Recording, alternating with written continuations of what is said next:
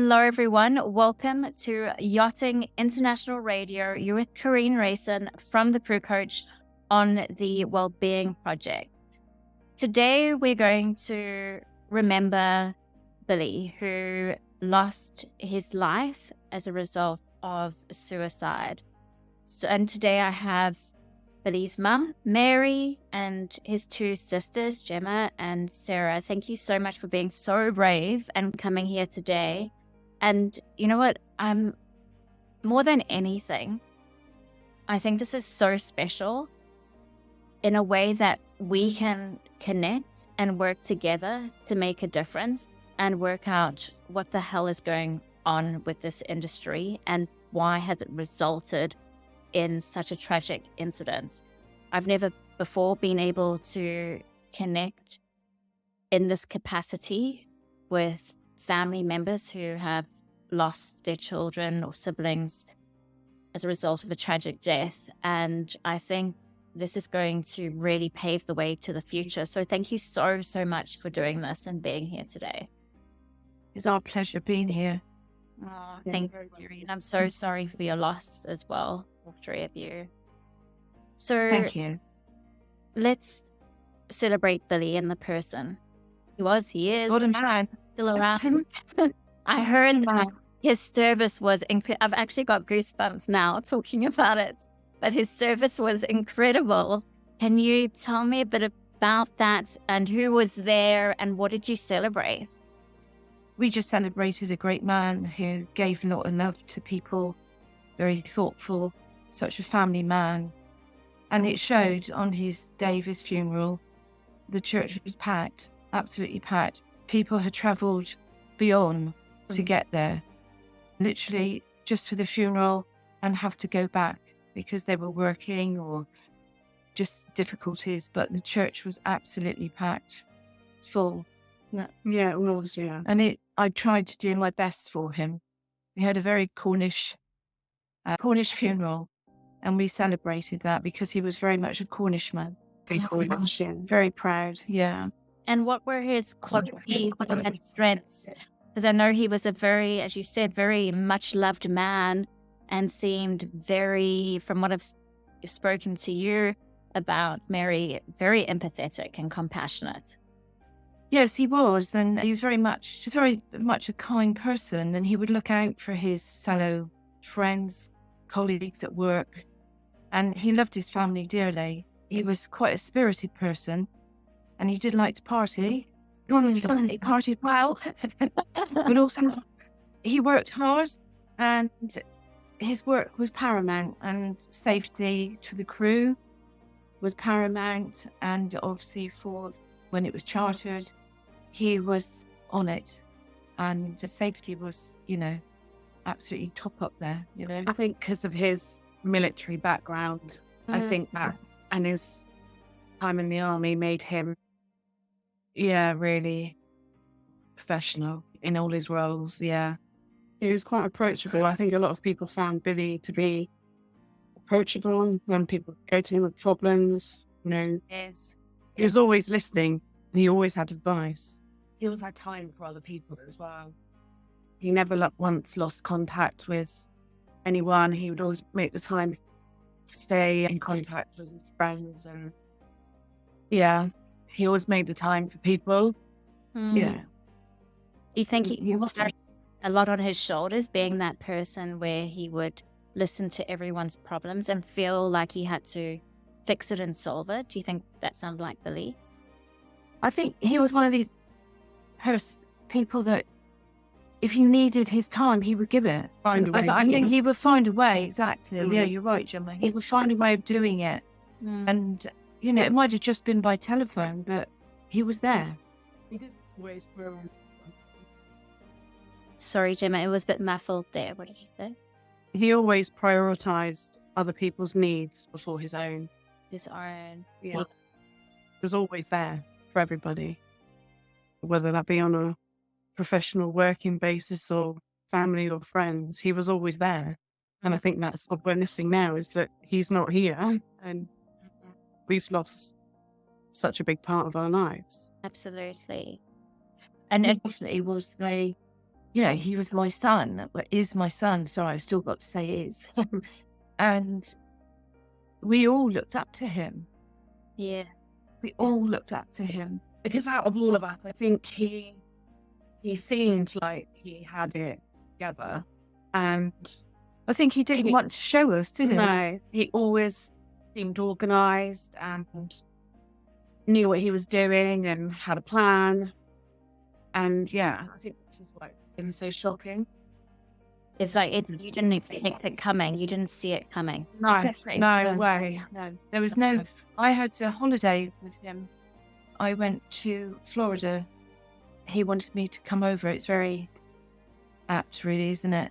No, he's not here, but maybe it was planned, or I don't know. But we had a fantastic time together, and there was nothing. He did not show me anything that there was anything wrong. I wouldn't have left him. Yeah, of course. Yeah. Something. Sorry, Gemma, you have to come again close. I can't hear you. He took Mum away in September. Yeah. So that's how hard it is for us to get our heads around this. That Mum had a fantastic 2-week break with him, saw his side of his life out there, and he seemed happy. I wouldn't have left him. And then in November, my brother's not here. It's really hard to get your head around.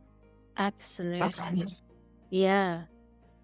So obviously with yes. My boyfriend lost a friend not long ago through the same situation, and I used to talk to my brother about our friend, and never in a million years would I have thought he would do the same thing.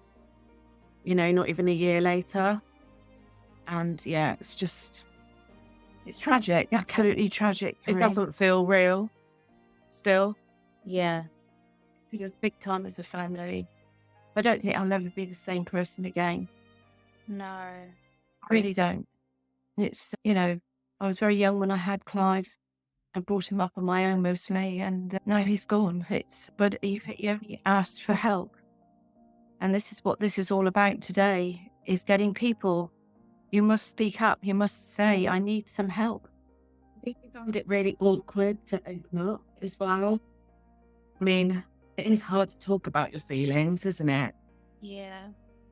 And I think with the army background, and that, he's a man. He was a man's man, definitely. And I think, like Gemma's just said, it was pride, and he couldn't speak up.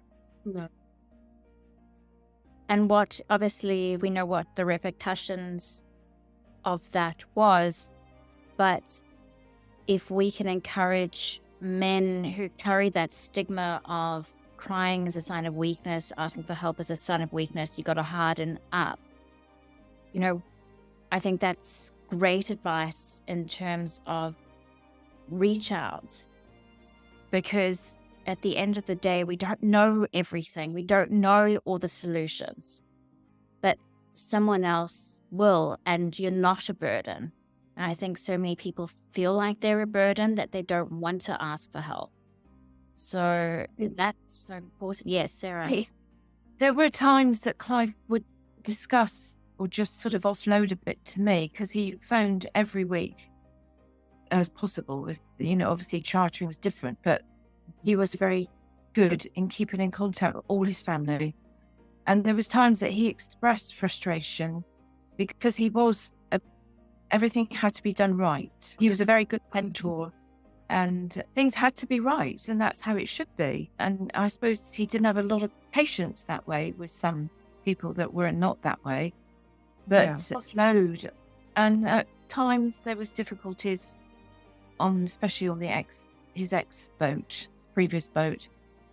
And I would say to him, you must go and speak to somebody about this situation. And he said, there is no one. It's a different environment than what you're working in. With me being a nurse, I've got someone to go to. Yeah. We've got a freedom to speak up, personnel, on every ward or every basis that you work in within the NHS. There is someone to talk to. And he had nobody. Well, he thought he had nobody. And this is where I think it's so important to get somebody on board, a member of crew that is there for someone if they've got a problem, they just want to talk. Loneliness is horrible, isn't it? Yeah, I You know, think to be it's- lonely. I think it's fulfilling. So just have the opportunity to speak to somebody and just say, can I have 5 minutes with you? I feel a bit low. Yes. And Sorry, Sarah. I can't imagine him. Oh, doing that. Yeah. So Because what? of his pride. Yes, he was Yes. just, he found it quite difficult, I think, to open up. And sometimes he has talked to me in the past, and he has talked to us in the past, you know, a few years ago. But yeah, we all just thought, you know, he got on with things. And He was dealing with it. Yeah, he was dealing with things. I know that he felt quite low about 6 years ago, and he did open up then. Okay. But, you know, maybe I should have said, or we should have pushed it more, that had he talked to someone about it or something. I don't know. It's just very hard to make someone do that, though. It is. Yeah, he's very Yeah. much like he'll do everything himself. And he was quite strong-minded like that, really. A beautiful man. Yeah. Yeah. So what, I know that there's so many other men like Billy out there. And what do you think, specifically relating to the yachting industry, being so close to him, what were his frustrations about the industry? What was bothering him so much? Lack of professionalism from people up high, senior. Yeah. I think That actually just deflated him. They took his self-worth away from him. Well, not that. Well, yeah, there was 2 people in particular. And that's when I was saying to him, you must talk to somebody about this. And he goes, there isn't anybody. You're just dismissed. I think they knocked his confidence. And from being quite a confident person most of his life, to have that taken away from you, I think Billy felt quite lost as to how he was feeling as a person. But also, he worked so hard, especially during COVID times, on a particular boat, that when that was all taken away from him, his words are soul destroying. And they took his self-worth away from him. As he put in the extra mile, you know, he was basically running that boat because they had all new crew come in, and even when you were on holiday, Mum, with him. But anyway, They were ringing, you know, what when Mum was got on to go holiday, by. wasn't they? That's They were what we've ringing got. him. You know, he wasn't allowed much downtime. Yeah. Couldn't get away from it. Phone was ringing all the time, and I would say to him, just tell them, you know, you're on holiday. Please just. But it was it was every day, 3-4 times a day, a text from senior member of staff who didn't know something, which On the shocked boat. me. Shocked me. I think as well, for me, the thing that stood out with Billy and previous work was that you build relationships with people that you work with, and they become paramount to your survival on that boat. Well, they become family, don't they? Family from home, yeah. And working long hours, you're exhausted. They're your support network. And the flippancy with dismissals on yachts out there is unbelievable. The staff they go through and how easy it is for them to discharge someone from the boat. Yeah. I think Billy never get his head around that side of it, that there was nothing in place like warnings or But that actually disciplinaries or... That actually did happen on one of the boats, and he created that little family. You know, he interviewed crew that he thought was more suitable for the boat, and they were one happy family. And they got And somebody just came along and just took it all away. And one by one, he was losing everything that he had worked really hard for. And I think his support network got so thin. And then for him to feel that he had all the confidence knocked out of him and there was a disregard to his work, it was soul destroying for Billy. that's bullying. It is Sarah, bullying. And that's sorry, what say- it's bullying. It's bullying. It's bullying. Was he able to share some of those behaviors specifically? But I know you've disclosed about breaking his self-worth, self-esteem, but if you can help by giving an example of what that looked like, because so many of us, when someone is engaging in that type of bullying behavior, often you think, is it me? Like, am I delusional? Is this happening? And it beats you down, as you said, to almost nothing. But it's like, how do you go from feeling good about yourself to not in such a short period of time? So what did that look like? We haven't got any examples of specific things that happened, but you can see in Billy that he was tired, he was withdrawn, he didn't look the vibrant Billy that he was. But it was the person that was there was two people on Exposed, and one of the people spoke to Clive really badly, but that person was connected to the more senior person, and he felt he couldn't do much about that because Yes, maybe fear of losing his job. I don't know, because he kept saying, I've got 2 years left, Mum, and I'm out of here. Yeah. I'm gone. But unfortunately, that's it as well. Billy had a plan. He had a plan to come home, to us, to Cornwall, to everything that he had worked so blimmin' hard for out there. It was all going to be worth it. And this is where we feel quite away from us now. Because he's gone. You know, a lot of people say, oh, was it financial? Is that why your brother took his life? It was nothing. There's nothing that stands out like that. He'd been paid to do a yachting course up in London. Was it?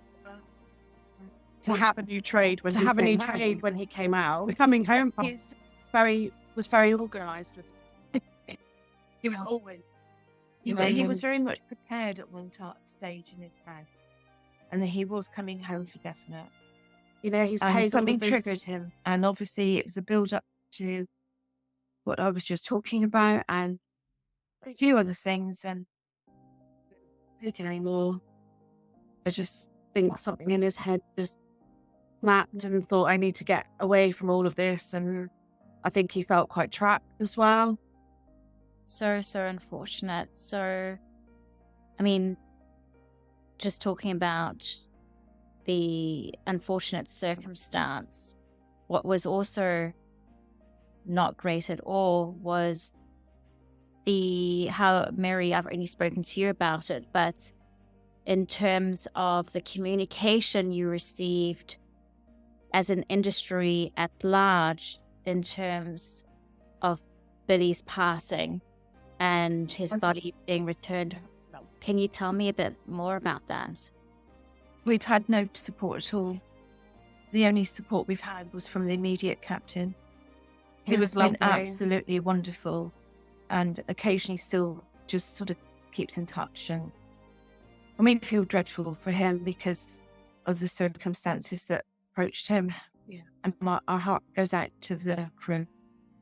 Knew Billy for 5-6 weeks, but they absolutely loved him. That was his new job. And the captain was ex-military, and they got on so well. It's just so tragic this all happened. But they didn't see any signs either, did they? From the time of Clive being found, that was the only person that's been in contact with us. But the captain, the boat, the vessel. Obviously, the police had to send us police reports, but apart from that, we've had nothing. Yeah. Nothing at all. What would you have appreciated? Well, yeah, I know it's very difficult really for the captain because Clive was new to the boat, but Clive showed his keenness. He worked really hard because he was praised by the captain. Within that short period of time, and knowing him, he's worked harder than any of them he's had before. So, You know, somebody did a month's pedestal. work in a week. So he's a good worker, you know. So regarding that, it's a new job, and I don't know what I would have expected from someone that's just started a new job. If he had been on the previous boat and he's been there for many years, I expected a lot more. Yeah. A lot more. But then I don't really know what more there could have been. I mean, I don't know. Communication is a big thing, isn't it? Yes, especially when That's all of it needs. through a very vulnerable time. I know And that. not only that, it was getting my son's body home. The That's it. repatriation was just very difficult. Yeah. Customs was difficult. Belongings. His You know, belongings, yeah. everything was so more heightened for me because that's all I had left of my son. And to know that there might be a box lying in customs, or they couldn't find something, or it was dreadful. It was very personal, and that was my son's belongings, and that's all I've got left. Or even Billy himself, but he had to have a night stay at the airport. But we knew he was in England. Sorry, we knew that he was on the way home to England, but he had to He had to wait. He had to stay stay overnight in Heathrow, and it was just dreadful knowing my son. on our land, but Yeah. so far away. You know, it was just everything took a process and a time, and all we wanted was him home with us. And it had already been 2 weeks, so Because we had to arrange a funeral, we couldn't have a time of funeral. People abroad were asking that we need to know a date. Yeah. People out here did too. Everyone needed to know a time and date to organise their life, and we couldn't give it because there was the coroner, there was this, there was that. It was overload. It was absolute overload. Yeah. And then, of course, it was Christmas. Now it's just like everything's happened and everyone's just gone back to their lives. But it was before, except us. We don't. Yeah. Never going to be the same for us now. And I think I find that really difficult because a lot of people have just sort of gone back to their lives, and, you know, he's not their brother, he's not their son, he's ours. And From regarding the yachting industry, we've had no support whatsoever. And it wasn't like Clive had just gone into the industry of 6 weeks. we've been there 13 years. You know, Sorry, Gemma, 13. 13 years. Billy So- worked. So no recruitment agencies who've known Billy for a while, or yacht management companies. No one reached out to you. apart from the lady in the office of one of the yachting agency in the marina who helped me get help for my son on that morning that he took his life. Because I found, you're talking about a 5-hour difference in time Yeah. from England. We didn't know where to start. How do we get hold of, where is he? You know, there was all these questions going around. So I contacted the USA Embassy, and they were closed. And I thought, well, there's no point phoning our police here because what can they do in America? So I just randomly went online. I don't know how the heck I did it, but I found a number for Savannah Marina, and I just phoned it. And this dear lady was absolutely brilliant. Absolutely So brilliant. she must have been a local there. She found the chief engineer's number and managed to wake him up on the boat that Billy was on to go to his cabin to check if he was there. And he went. And then his they cabin alerted was all the crew empty. to do a search. Because I thought he was walking and just walked. I just thought he's just gone walking. Because that was his escape. He would love to walk. Same as a lot of us. But instead, no. And then unfortunately, the captain and the chief engineer, Yeah, they found my son, Clive. they had to rewatch So- the CCTV footage, which way he walked off the boat. And that's how they found him. That's how they just. But that dear lady from the office, a couple of weeks later, she contacted me to ask how we all were. And that was lovely. That's the only person that's been in contact with you really from that side. Yeah, nobody else has contacted us at all. Apart from like a few people on Facebook that were friends of Billy's, Oh, we've had lots of people Yeah. like that, but we're talking about but not yachting anything industry. professional within the yachting industry now. So in terms of, because you're absolutely right, like everyone continues with their lives, and your life has changed dramatically as individuals grieving in your own way. What do you need? What would you like? And how could others support you? It might not be the industry, but in general, like what would be helpful to you? I don't really know. I think for me, something I need to do is I need to go back to where Clive killed himself, took his life. For me, I need to do that. That's what I want to do, and I will do it somehow. I would like, within the industry, I would like this looked into more. Really know, not like an investigation, but I would like the people that he worked for investigated. Yes. And They definitely contributed. I'm not blaming No. anybody, but I think two people for certain contributed towards my son's mental Yeah. health behaviour to take his life. And they seem to have walked on, and Yeah. that's that. they don't really Which care to me is about. very disrespectful. And then you have people that work on the same boat coming forward now to us and saying that was a hard gig. You know, we had to walk from it, or people know how the seniors behaved. And Because since it's like, Billy's I think some death, of they've them- come forward and said, you know, and actually, Sorry, Sarah. Yeah, so bullying in the workplace and getting away with it. So what I'm hearing from you all is that you would like, Words, actually, my son's words, that how that how he was disrespected, and because of the captain's own insecurities, and how my son Clive was being treated. It's absolutely soul destroying. He's saying, sorry, Sarah, you I have hope they get in how. I hope they rot in hell. Hopefully, they will get found out sooner rather than later. That's my brother's words.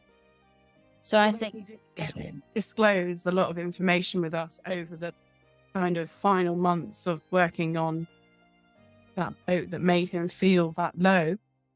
Obviously, there was more that he had hidden from us to make him feel so low. And for Billy to walk away from a boat that he put his life into, he walked from that boat and said, I'm going to find another boat to make me feel happier. So obviously that was the first kind of inclination we had, that Billy was feeling unhappy. Unhappy enough to walk away from a career on a boat that he loved. It's just a real shame. It's a real shame that there's a lack of respect there. Whether you're a deckhand or a bosun or a stew, there needs to be a policy in place that protects employees.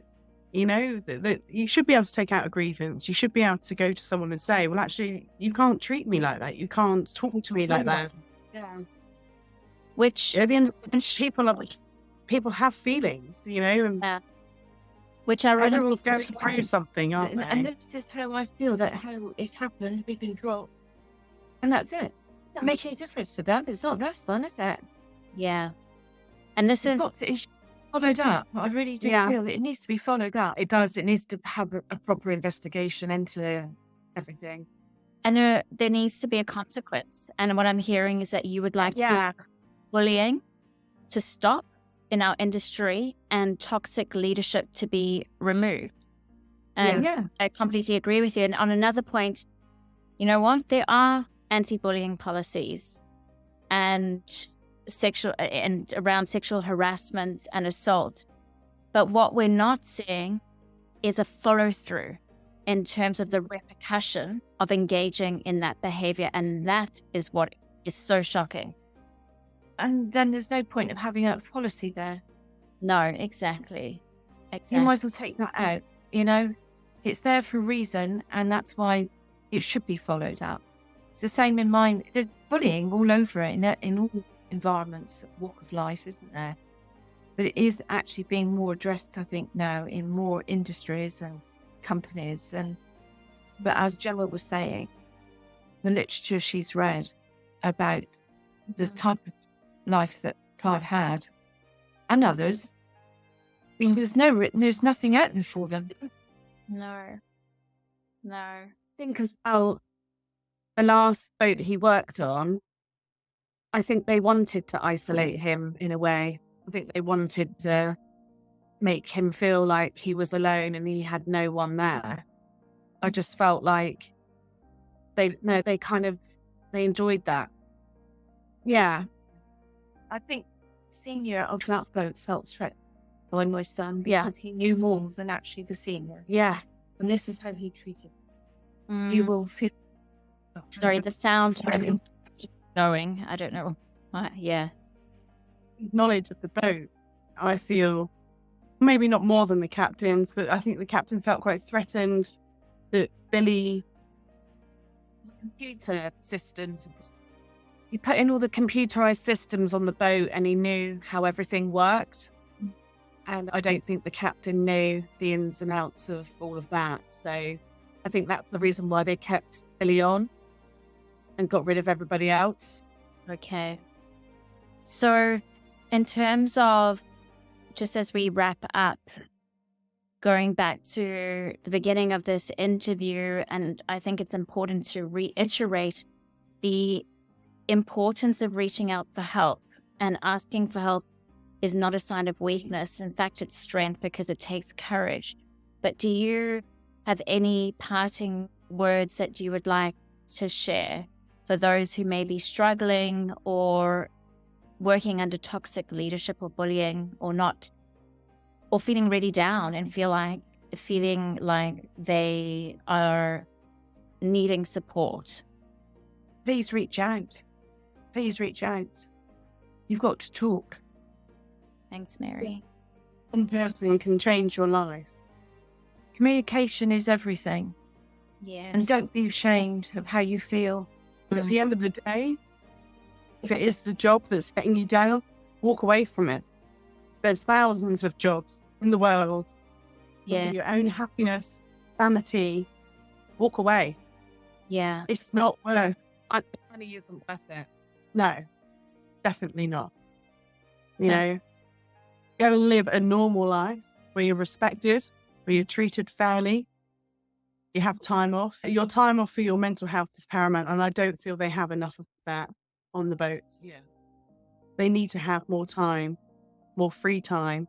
But yeah, definitely you need to learn to speak, talk to one person, find a Samaritan. Or even have a phone number available that you could, ring when you're on the boats, or someone that understands the industry that they could do, maybe, instead of feeling alone and isolated. Yeah. And as we discussed, there is, for those who are listening and you are struggling, there is a hotline that you can call, whether it be Ice One or Yacht Crew Help.